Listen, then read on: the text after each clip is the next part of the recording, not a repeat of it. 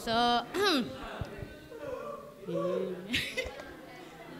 so yan, magandang hapon po sa ating lahat. Kala ko wala ako doon. Yan, ako po ay nagpapasalamat sa Panginoon na muli ay nakatayo po dito sa harapan para makapagpasalamat po sa harapan ng bawat isa. Yan, ako po nagpapasalamat sa Panginoon na nakikita pa ang sarili sa ministry, sa paglilingkod. At yun ay isang malaking pagpapasalamat din talaga sa Panginoon na bagamat kumbaga ay nakakaranas din ng panghihina ay na nandun po na nakapagpatuloy sa Panginoon. Pinagpapasalamat ko din sa Panginoon ang patuloy na pag-iingat sa akin personally, sa pagtatrabaho din, sa araw-araw na pag-travel ng malayo kasi sobrang layo ng aming workplace eh.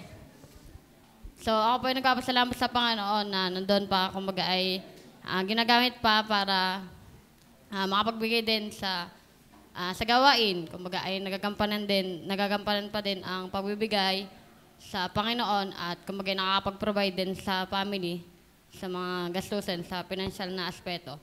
At kumbaga pinagpapasalamat kayo sa Panginoon na nagagamit sa ganoong aspeto ng buhay. At pinagpapasalamat ko din sa Panginoon ang patuloy na yon, yung aming family ay kumbaga ay nakakapagpatuloy sa Panginoon.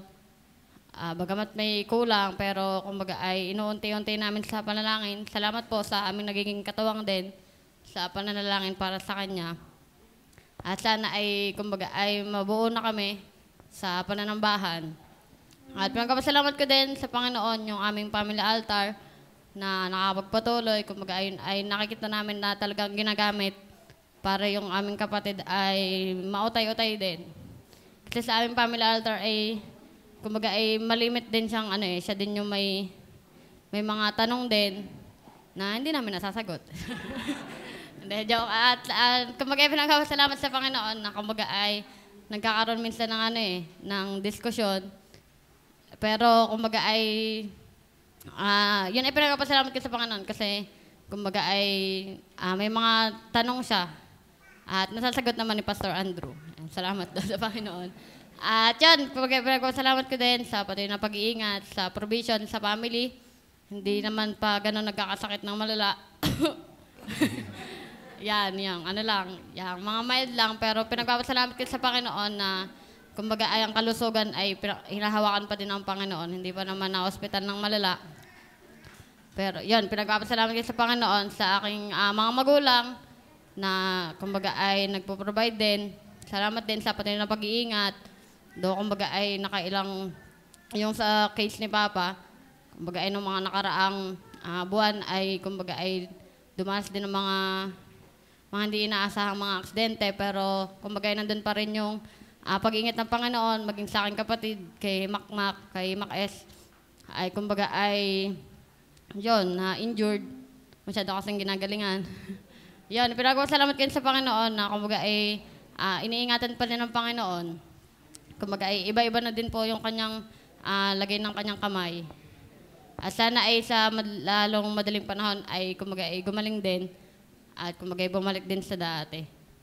At yun po kasi yung kanyang pinaka domain kasi kanan po yung na sikli sa kanya. Ayun po yung kanyang domain na ginagamit.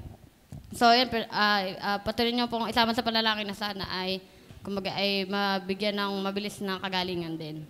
At pinagpapasalamat ko din sa Panginoon na patuloy na nagagamit pa sa mga ministry na pinangahawakan, patuloy na nakakagampan pa.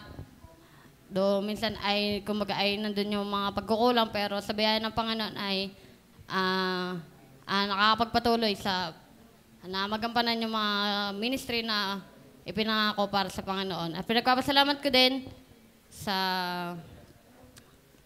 Panginoon na ako personally ay nakakatayo pa dito. Kumbaga nakikita niyo pa ako sa gawain at pinagpapasalamat ko din sa Panginoon at nawa ayun ay magpatuloy. Hindi sana mahadlangan niyo na kung ano man na makapagpatuloy pa din sa biyaya ng Panginoon. At yan po, salamat po sa Panginoon.